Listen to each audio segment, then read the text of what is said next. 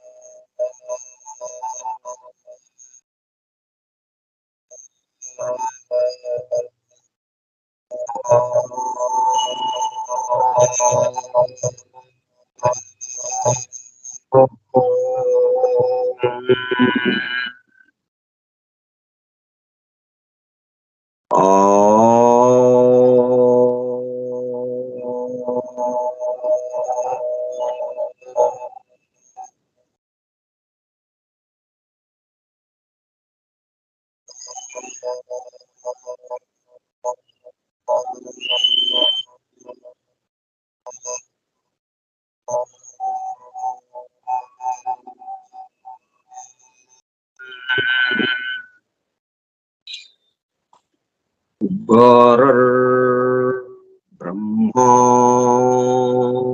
గురుర్విష్ణుః గురుర్దేవో మహేశ్వరః గురుః సాక్షాత్ పరం బ్రహ్మ తస్మై శ్రీ గురవే నమః.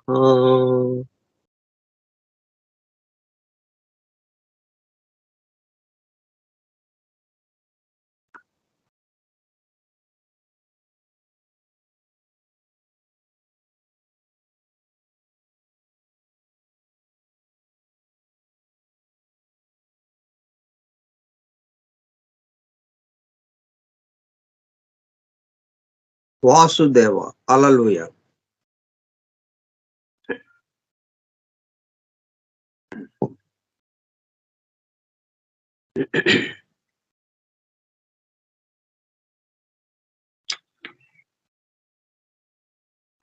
మనం examples of the interpretation of allegories, దృష్టాంతంగా ఉన్నవి ఏవైతే ఉన్నాయో పొడుపు కథలుగా,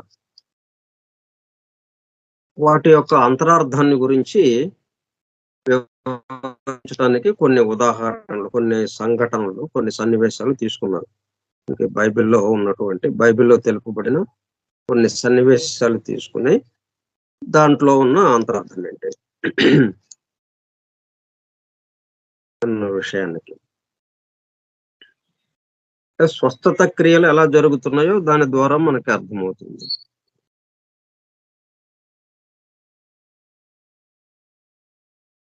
అలాగే ఇంతకు ముందు మనం whip, nails, thorns and spear, కొరడ, అలాగే మేకులు, ముళ్ళు, బల్లెము, ఈ 4 ఆయుధాలు అంటే 4 వెపన్స్, 4 వెపన్స్, వీటితో మనం దాడి చేసినప్పుడు, వీటిని ఉపయోగించినప్పుడు మన దేహం మీద మనకి ఎటువంటి బాధ కలుగుతుందో, ఈ 4 ఆయన బాధించారు జీసస్ ద క్రైస్ట్. కానీ దీని ద్వారా మనకి ఏం తెలియజేయటం కోసం ఈ సన్నివేశం జరపబడింది అంటే,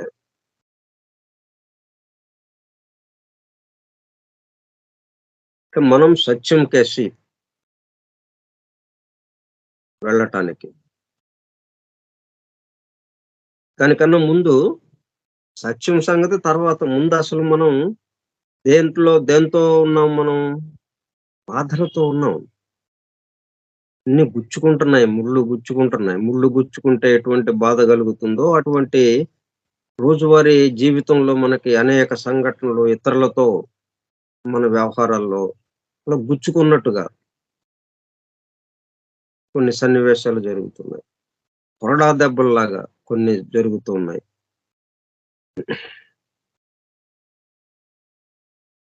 అలాగే మేకులు గుచ్చుకుంటే ఎలాగుంటుందో, బల్లెంతో పొడిస్తే ఎలాగుంటుందో, అటువంటి బాధలు మనము అనుభవిస్తూ ఉన్నాము ఈ జీవితంలో. ఇప్పుడు ఏ సామాన్య మానవుడిని ఈ మానవాళిని మొత్తాన్ని చూసుకుంటే ఎక్కువ భాగం వీటితోనే ఉన్నారు. సుఖంగా ఉన్నట్టు ఉన్నప్పటికీ అది కొంత సమయమే. కొంత సుఖము మళ్ళీ రాత్రి పగలు లాగానే. వెంటనే ఆ సుఖం పోయి దాని స్థానంలో దుఃఖం వచ్చేస్తుంది. ఇట్లాగా సమ్మిశ్రమంగా కొందరి జీవితాలు పూర్తిగా దుఃఖభూయిష్టంగా, దుఃఖం తప్పితే ఇంక లేదు వారి జీవితంలో. అలా కొంతమంది జీవితాలు. సుఖ దుఃఖాల సమ్మిశ్రంగా కొంతమంది అవి జరుగుతూ ఉన్నాయి. మనందరము కోరుకునేదేంటి? వీటి నుంచి బయటపడటం. అంటే సుఖంగా ఉండాలి అనేది. కష్టాలు లేకుండా సుఖం, కష్టాల స్థానంలో సుఖం కావాలి మనకి.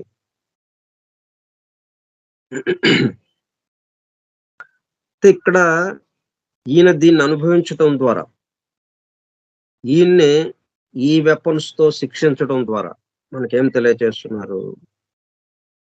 ఆ బాధల్లోనే సుఖముంది. ఆ బాధల అడుగున అగాధమౌ జలనిధిలోన ఆణిముత్యమున్నటులే.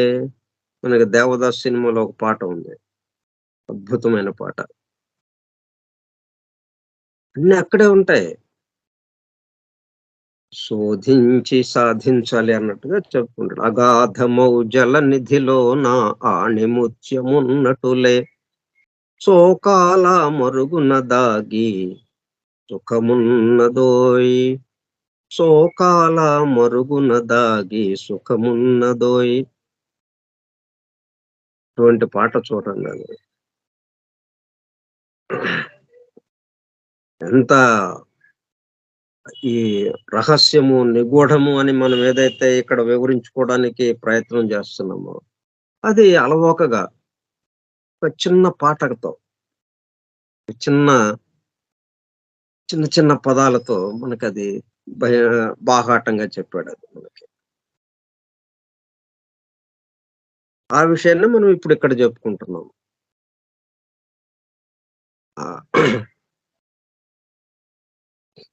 పైకేమో బాహ్యంగా ఏం కనిపిస్తోంది? దుఃఖం కనిపిస్తోంది.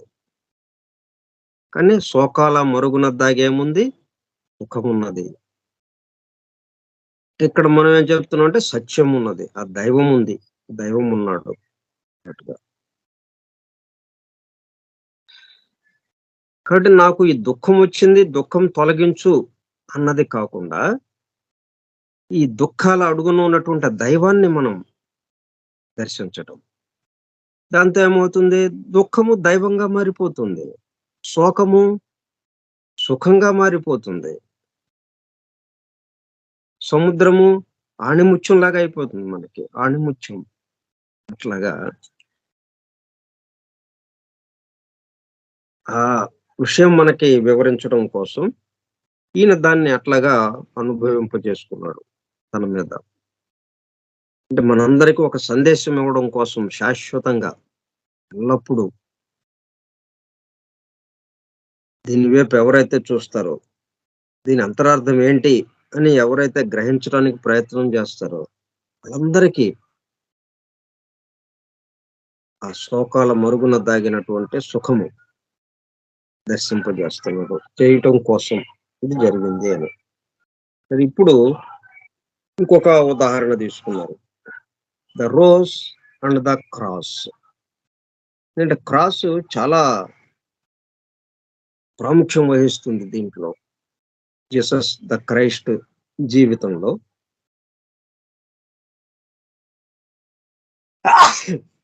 ఆ క్రాస్ సింబల్ ద్వారానే మనకి మనం చూడంగానే ఏంటి ఆయన బాధ పెట్టిన దాన్ని పట్టుకొని అలాగా బహిరంగంగా ఊరేగిస్తున్నట్టుగా ఆ శిలువ మీద మేకులు కొట్టి అలాగ నిలబెట్టారు. ఆయన్ని ప్రాణం పోయేదాకా అలాగా చేశారు. దాన్ని తీసుకొచ్చి ఒక గొప్ప సంకేతంలాగా, అది అది చాలా గొప్ప విషయంలాగా దాన్ని చూపిస్తూ ఎక్కడున్నా గాని ముందు ఆ సిలువ గుర్తు. అంటే దానికన్నా ముందే ఆ ప్లస్ గుర్తుంది. వేల వేల సంవత్సరాల నుంచి, పురాతన కాలం నుంచి, సృష్టి ప్రారంభం నుంచి గూడా ఈ ప్లస్ గుర్తనేది ఉంది. అంటే స్పిరిట్ అండ్ మ్యాటర్‌కి సంకేతంగా. నిలువుది స్పిరిటు, అడ్డంగా ఉన్నది మ్యాటరు. ఆత్మ అంటే ఆధ్యాత్మికము, భౌతికత. ఈ రెండిటి యొక్క సమ్మిశ్రమమే, ఈ రెండిటి యొక్క కలయికే ఈ సమస్త సృష్టి, ఈ విశ్వము. అంటే మనకి భౌతికంగా అడ్డంగా ఉన్నదే కనిపిస్తుంటుంది. భౌతికముగా ఉన్నదే కనిపిస్తూ ఉంటుంది. దానికి ఆధారంగా ఉన్నదేదైతే ఉందో, నిలువుగా ఉన్నది. నిలువు కమ్మి ఉంది గదా! ఆ స్పిరిట్, ఆ ఆత్మ. అది మనం అంతగా గమనించం. ఆత్మ శోకాల మరుగున దాగి సుఖమున్నదోయ్. ఆ కష్టాల, ఆ భౌతికత అడుగునే ఇది ఉందాం. భౌతికతకి ఆధారంగా. ఈ ఆధ్యాత్మికం ఉంది, ఈ ఆత్మ ఉంది అన్నట్టుగా.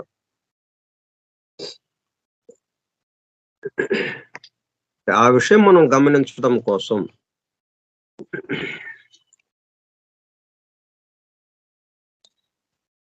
ఆ 'దేవదాసులో' సినిమాలోని పాటని మనము నిత్య జీవితానికి అన్వయించుకోవటానికి అంటే ఎంత నిగూఢంగా దాన్ని అందించారో చూడండి. ఎంత నిగూఢమైన విషయాన్ని, ఎంత రహస్యంగా ఉండే విషయాన్ని అలవోకగా మనకి అందించారది. In one aspect of the in one aspect the opened rose upon the cross. అంటే రోజ్ అండ్ క్రాస్ అని 2 ఇచ్చారు గదా! మనకి 2 వస్తువులు. ఈ రోజ్ ఎక్కడుంది? Upon the cross. ఆ సిలువ మీద నిలువు కమ్మి, అడ్డ కమ్మి కలిసిన చోట మధ్యలో ఈ రోజ్ గుర్తు ఉంటుంది. ఇన్ రాసక్రూషియన్ సింబాలిజం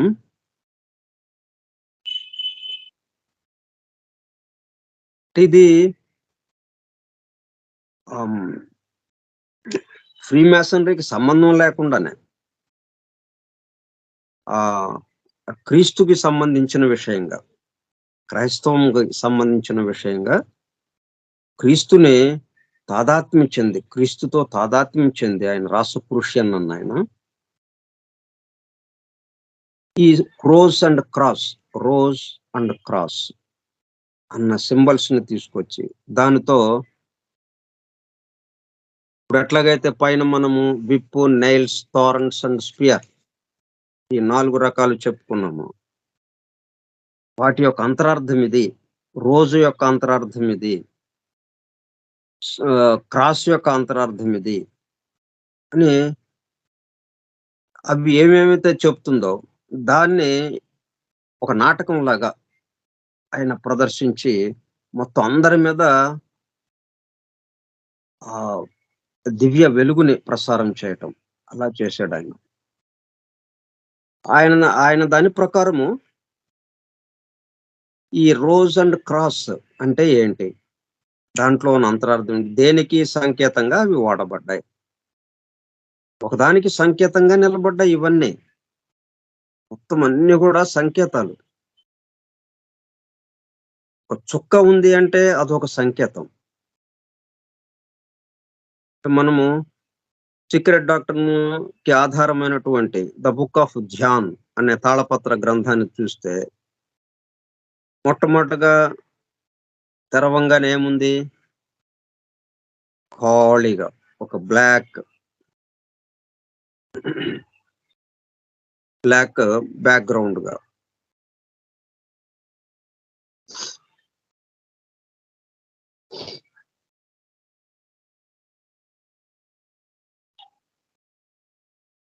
ఇంకొక పేజీ తెరవంగానే ఒక సర్కిల్ లాగా ముందు ఒక చుక్క, ఒక తెల్లటి చుక్క. ఇంకో పేజీ తెరవంగానే అంటే తెల్లటి చుక్క వచ్చేసిందంటే 1, 2 అయింది అన్నట్టుగా. అంతకుముందు ఒకటే ఉంది. అది 2గా అంటే కేంద్రం ఏర్పడింది.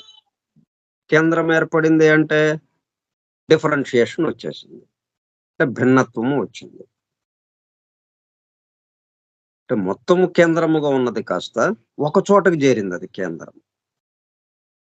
అంతకుముందు మొత్తం కేంద్రంగానే ఉంది. ఆ చుక్క తర్వాత పరిధి వచ్చేసింది మూడోది.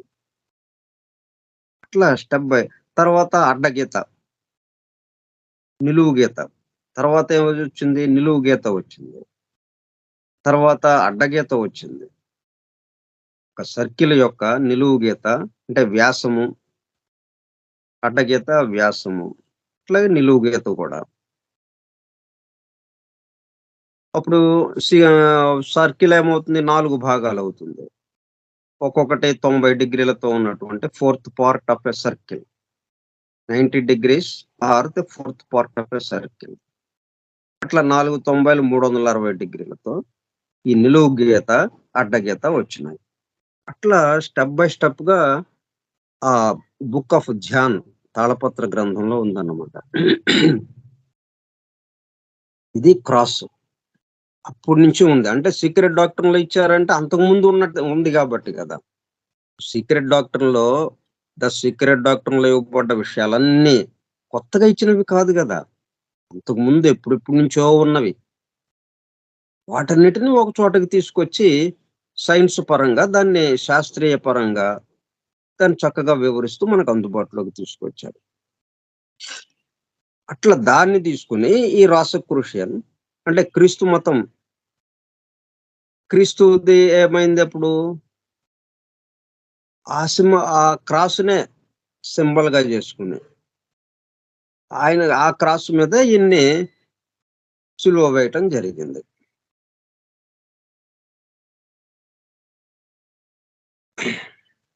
In Rosicrucian symbolism also represents perfected manhood.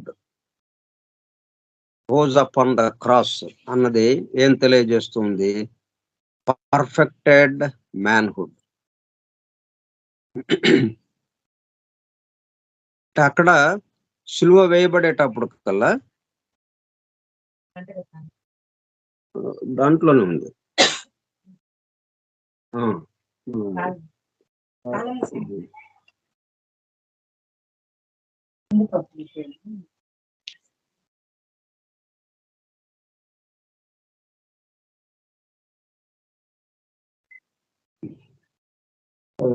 మైలు పెట్టుకోండి.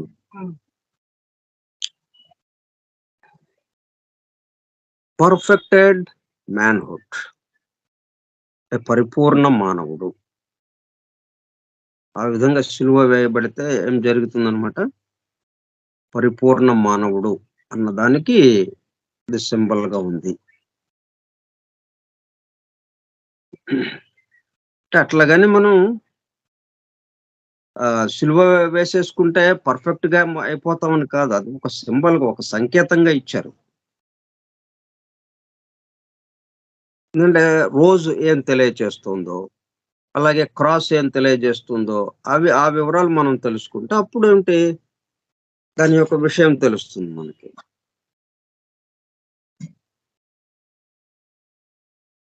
The rose is a symbol of the higher self of a perfected man in its body of light, from which universal love, wisdom, and blessing flow out upon the world, as represented both by the special fragrance of the flower and by the water and the blood flowing from the wounds of the crucified Christ.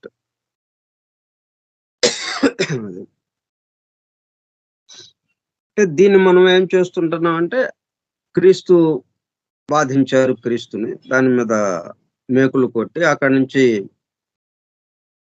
రక్తం కారుతూ ఉంటే అలా చనిపోయాడు ఆయన. అట్లా ఒక భీభత్సమైనటువంటి, ఒక భయంకరమైనటువంటి సన్నివేశాన్ని మనం అక్కడ చూస్తున్నాం. మరణానికి సంబంధించింది.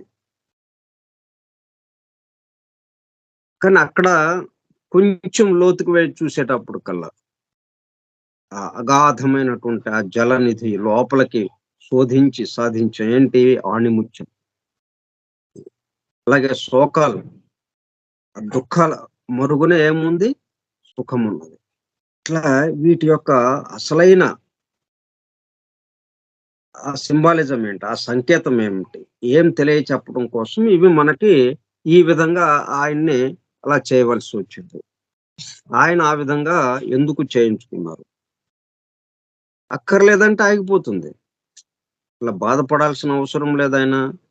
సిలువ వేసే పనే లేదు. అంటే తుఫాన్‌ని ఆపిన ఆయన. ఆగు అంటే తుఫాన్ ఆగిపోయింది. కానీ దాన్నాయన అంగీకరించారు. వాళ్ళు శిక్ష వేస్తే సరే అన్నాడు. ఆ శిక్ష అమలు పరచబడింది. 4 రకాల ఆయుధాలు వాడారు. మొత్తం రక్తం ప్రసారం అవుతూ ఉంది. ఇప్పుడు దాన్ని ఏం చెప్తున్నారంటే ఇక్కడ the rose is a symbol of the higher self. మనకు హైయర్ సెల్ఫ్, లోయర్ సెల్ఫ్ అని 2గా విభజింపబడింది.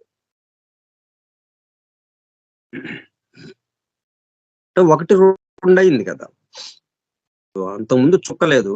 చుక్క వచ్చేటప్పటికల్లా చుక్క ఆ చుట్టూ ఉన్న ప్రదేశము. ఇప్పుడు మనకి చోటుంది. మొట్టమొదటిగా చోటు. చోటులో ఇల్లు కట్టాం. ఇల్లు కట్టేటప్పటికల్లా ఇంటిలో చోటు, బయట చోటు. 2 చోట్లొచ్చినాయి గదా! అంటే బయట చోటేమో హైయర్ సెల్ఫ్, లోపల చోటు lower self. Hire self, lower self. ఈ రోజు అంటే గులాబీ పువ్వు హైయర్ సెల్ఫ్‌ని ఇండికేట్ చేస్తూ ఉంది. హైయర్ సెల్ఫ్ అని చెప్పే బదులు ఒక పువ్వు అక్కడ పెట్టేస్తే, పువ్వు అందరికీ తెలుసు. హైయర్ సెల్ఫ్ అంటే చాలా తక్కువ మందికి తెలుసు. ఆ హైయర్ అంటే ఏంటో తెలియదు. సెల్ఫ్ అంటే ఏంటో తెలియదు. ఈ 2 కలిపిన ఆ పదం ఏదైతే ఉందో హైయర్ సెల్ఫ్ అంటే ఏంటో ఎవ్వరికీ తెలియదు. ప్రత్యేకంగా ఈ దివ్య జ్ఞాన వాంగ్మయము లేకపోతే ఆహ్, వేదము, పురాణాలు, ఉపనిషత్తులు, ఆ పవిత్ర గ్రంథాలు, అలాగే వేదాంత శాస్త్రము ఇట్లా ఈ శాస్త్రాలన్నీ చదివితే గాని ఆ విషయం తెలియదు మనకు. అట్లా గాకుండా ఒక సంకేతంగా ఈ మొత్తానికి ఒక సంకేతంగా మనకందరికీ తెలిసింది. చిన్న పిల్లోడికి కూడా. ఇప్పుడు దారిన వెళుతూ అక్కడ పెద్దది ఒక క్రాస్ ఉంటుంది. నిలువుగా, అడ్డంగా. ఆ మధ్యలో నిలువు, అడ్డం కలిసిన చోట ఒక పెద్ద గులాబీ పువ్వు. విచ్చినటువంటి పూర్తిగా వికసించిన గులాబీ పువ్వు. ఆ రేకులతో చక్కగా. ఇప్పుడు పిల్లోడు చూసి అదేంటి అంటే గులాబీ పువ్వు అంటాడు.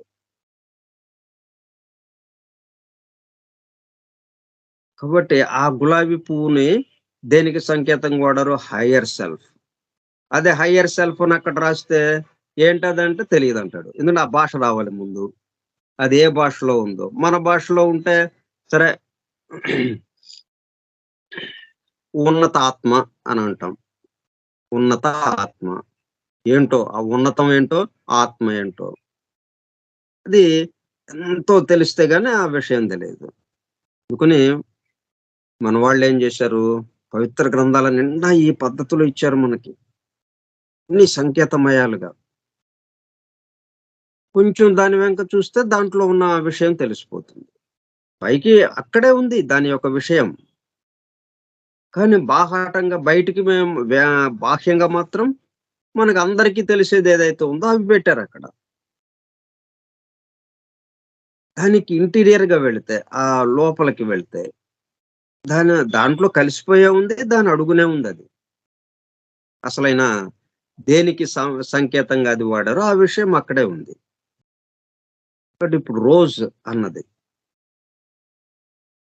మనకి తేలిగ్గా ఉండటం కోసం గులాబీ, అలాగే సిలువ. క్రీస్తు మతము అన్న పేరు రాగానే ఏం గుర్తొస్తాయి మనకి? గులాబీ గుర్తొస్తుంది, సిలువ గుర్తొస్తుంది, ఆ క్రాస్ అన్నది. Rose and cross. అలాగే మనకి ఆ విష్ణుమూర్తి, నారాయణుడు, విష్ణుమూర్తి, ఇట్లా వీళ్ళ పేర్లు చెప్పంగానే మనకేం గుర్తొస్తాయి? శంఖము, చక్రము. కానీ ఆ శంఖము, చక్రము ఎంత ఎటువంటి సంకేతంగా ఉన్నదది. శంఖం, చక్రం మనందరికీ తెలుసు. శంఖము పూరిస్తూ ఉంటాం. అందరూ మామూలుగా ఈ భిక్షం ఎత్తుకోవటానికి కూడా వస్తూ ఉంటారు. లేకపోతే శివాలయాల్లో దాన్ని చేస్తూ ఉంటారు. పూజలో ఉపయోగిస్తుంటారు శంఖం ఊదటం. అలాగే చక్రము. చక్రం మొత్తం అసలు ఈ చక్రము మనకి అవగతమైనప్పుడే మొత్తం నాగరికత పూర్తిగా బాగా వెళ్ళింది. అంతకుముందు అనాగరికతగా ఉన్నది. చక్రం ఎప్పుడైతే కొనుక్కున్నారో దాని నుంచి నాగరికత ఎంతో వేగంగా అభివృద్ధి చెందింది. చక్రం కూడా మన అందరికీ తెలుసు. కానీ అది దేనికి సంకేతంగా అక్కడ ఇచ్చారు. అట్లాగే క్రీస్తు మతం చూడంగానే మనకి రోజ్, క్రాస్. అలాగే ముస్లిం ఇక్కడ చందమామ.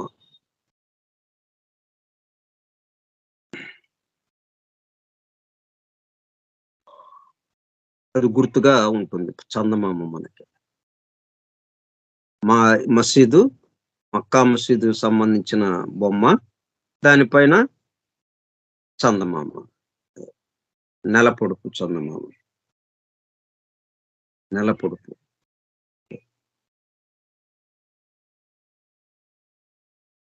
ఇట్లాగే ఇవి ఇలా ఈ సింబాలికంగా మన సంకేతమయంగా ఇచ్చినవి అన్నమాట. The rose is a symbol of the higher self of perfected man in its body of light, from which universal love. ఏంటిది? గులాబీ పువ్వు మనకి ప్రేమకు కూడా సంకేతంగా, విశ్వ ప్రేమకి సంకేతంగా, యూనివర్సల్ లవ్ అంటే ప్రేమ అన్నది ఏదైతే ఉందో పరమ ప్రేమ, దైవం యొక్క ప్రేమ. దైవము ఈ సృష్టి మీద ఉన్నటువంటి ప్రేమ. దైవానికి ఉన్న ప్రేమ అది. దీనికి ఉన్న లక్షణాలు, దైవానికి ఉన్న లక్షణాల్లో ప్రధానమైనది ఒకటేంటి? ప్రేమ.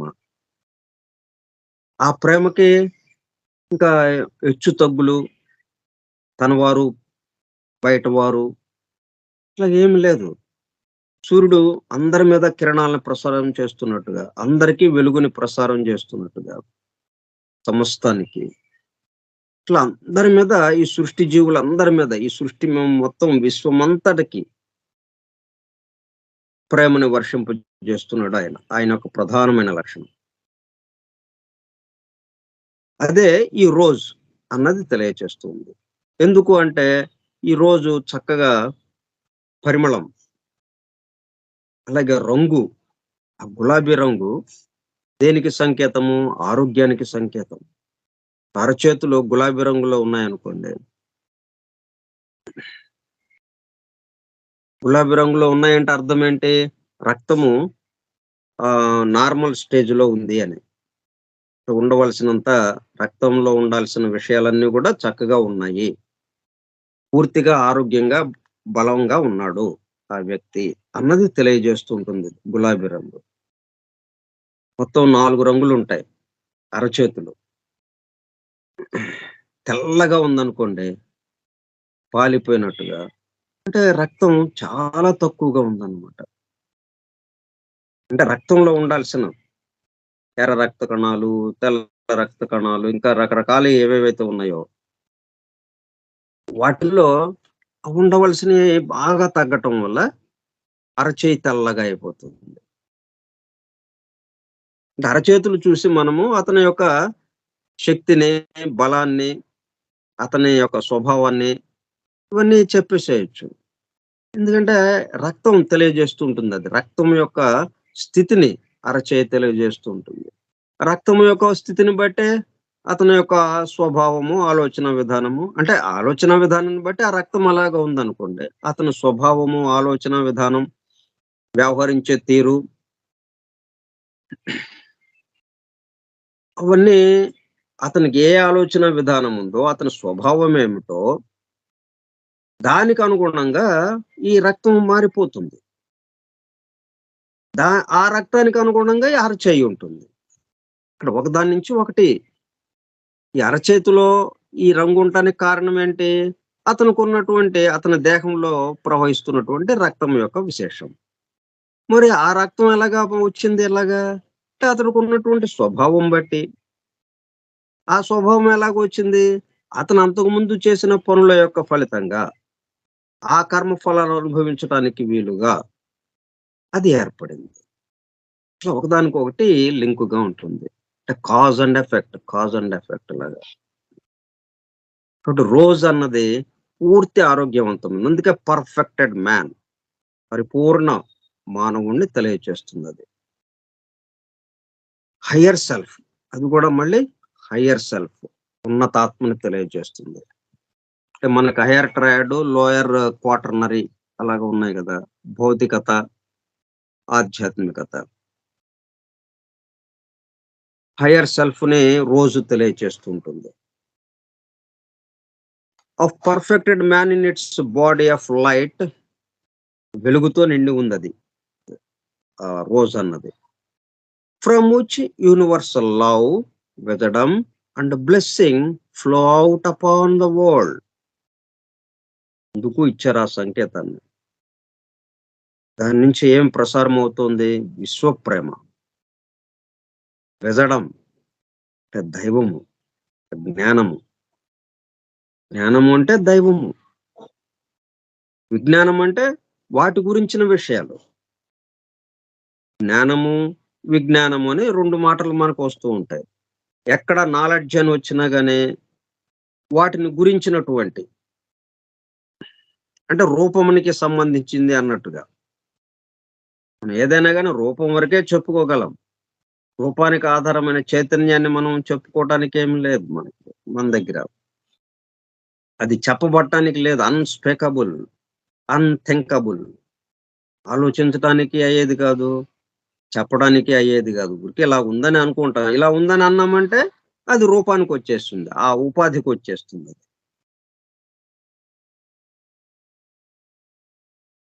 కాబట్టి అదేమో విజడమ్, ఇది నాలెడ్జ్.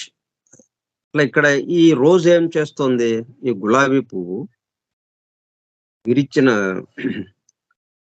పూర్తిగా వికసించినటువంటి అద్భుతమైన పరిమళంతో, చక్కటి సువాసనతో దాని నుంచే కదా అత్తరు ఇవన్నీ తయారు చేస్తున్నారు. అత్తరు, సెంటు ఇట్లా వీటన్నిటిని తయారు చేస్తున్నది ఆ గులాబీ పువ్వు నుంచి. అంటే పువ్వుల నుంచి. అవి బాగా వికసించినటువంటి పూల నుంచి. అంటే ఆ వాసనని, ఆ సువాసన ఏదైతే ఉందో ఆ పరిమళాన్ని పట్టుకొని, ఆ పరిమళాన్ని ఒక ద్రవంలాగా మార్చి, ఆ ద్రవాన్ని మనం ఒంటి మీద చల్లుకున్నాం, మనకు రాసుకున్నప్పుడు, ఆ వాసన అది వస్తూ ఉంటుంది అన్నట్టుగా. ఫ్రమ్ విచ్ యూనివర్సల్ లవ్, విశ్వ ప్రేమ, విజడం, దైవము అండ్ బ్లెస్సింగ్. ఎవరి బ్లెస్సింగు? ఎవరి ఆశీర్వాదం? ఆ దైవ ఆశీర్వాదం. దేవుని ఆశీర్వాదం. ఆ దేవుని ప్రేమ, దైవము, ఆ దైవం యొక్క ఆశీర్వాదం. ఇవి అద్భుతంగా ప్రసారం అవుతూ ఉంటుంది ఆ రోజు నుంచి, ఆ గులాబీ పువ్వు నుండి. ఔట్ అపాన్ ద వరల్డ్ దేని మీదకి ప్రసారం అవుతోంది? ఈ ప్రపంచం మీదకి. ఈ వ్యక్త సృష్టి మీదకి. ఈ వ్యక్త సృష్టిలో ఉన్నటువంటి సమస్త జీవుల మీదకి. నిరంతరము ప్రసారం అవుతూ ఉంటుంది. ఇవి ప్రసారం నిరంతరం అవుతున్నాయని చెప్పడం కోసం ఈ గులాబీ పువ్వును వాడారు సంకేతంగా. అక్కడ ఆ క్రాస్‌కి మధ్యలో నిలువు కమ్మి, అడ్డ కమ్మి కలిసిన చోట అక్కడ ఉంచారు గులాబీ సంకేతాన్ని. గులాబీ పువ్వు సంకేతాన్ని. ఎందుకని అట్లాగా వస్తుందంటే హయ్యర్ సెల్ఫ్. మొత్తం పరమాత్మ తత్వం ఏదైతే ఉందో పరమాత్మ సమస్తానికి సంబంధించి దానికి సంకేతంగా ఇచ్చారు గులాబీ పువ్వు. మరి దాని నుంచి ఏమో వస్తుంది ఆ పరమాత్మ తత్వం నుంచి universal love, wisdom, blessing flow out upon the world as represented both by the special fragrance of the flower and by the water and the blood.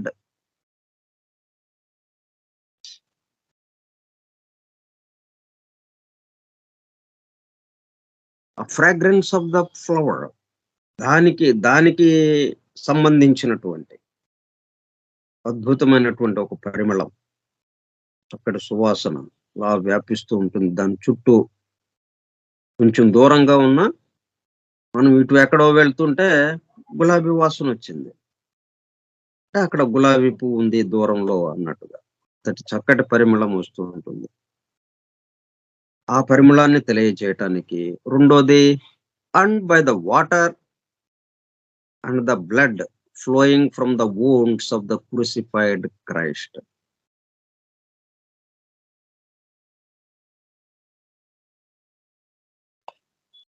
వీటితో పాటు ఈ క్రీస్తు నుంచి వచ్చినటువంటి సిలువ వేసినప్పుడు క్రీస్తు శరీర భాగాల నుంచి తల నుంచి, చేతుల నుంచి, కాళ్ళ నుంచి, అట్లాగే కొరడా దెబ్బలు ఒంటి నుంచి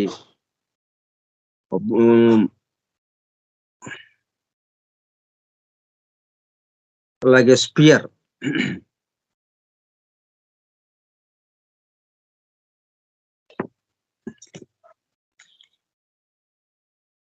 బల్లెం, ఈటెలు వాటితో పొడవటం వల్ల దేహంలో నుంచి ఆ పొడిచిన చోట నుంచి వస్తున్న రక్తము, నీరు వీటిని కూడా ఇది తెలియచేస్తుంది. అది ఇంకా ఎట్లాగనేది మనం రేపు ఇంకా ఇంకొంచెం వివరించుకుందాం.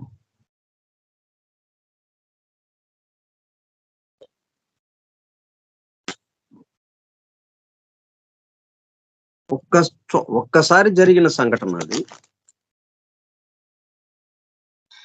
చూడండి మరి ఇప్పటికి కూడా మనము అవి చెప్పుకుని వాటి యొక్క విశేషాలతో వాటికి సంబంధించిన రహస్యాలు మనలో మేల్కొంటాం. ఇప్పటికీ అవి ఉపయోగపడేటట్టుగా చేసుకొచ్చారు. వాటిని అట్లా అందించారు మనకి. పవిత్ర గ్రంథాలంతా అలాగా ఉన్నాయి మనకి. మిగతా విషయాలు రేపు చెప్పుకుందాం. స్వస్తి ప్రజాభ్యః పరిపాలయంతాం న్యాయేణ మార్గేణ మహిం మహిషాః గో బ్రాహ్మణేభ్యః శుభమస్తు నిత్యం. లోకాః సమస్తాః సుఖినో భవంతు. లోకాః సమస్తాః సుఖినో భవంతు. లోకాః సమస్తాః సుఖినో భవంతు. ఓం శాంతి శాంతి శాంతిః.